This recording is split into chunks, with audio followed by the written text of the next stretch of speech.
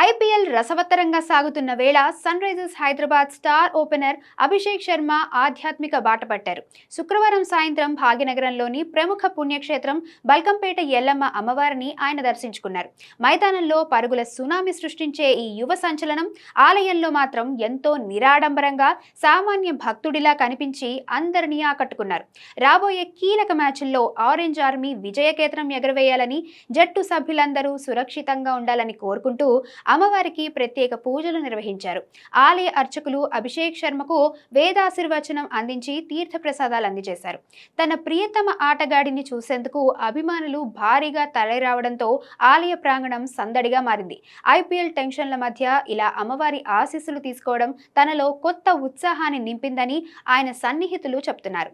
ఒకవైపు తన మెరుపు బ్యాటింగ్తో ప్రత్యర్థి బౌలర్ల గుండెల్లో వణుకు పుట్టిస్తున్న ఈ పంజాబ్ కుర్రాడు, మరోవైపు మన హైదరాబాద్ సంస్కృతిలో భాగమైన ఎల్లమ్మ తల్లిని దర్శించుకోవడం స్థానిక అభిమానుల్లో మరింత జోష్ నింపింది.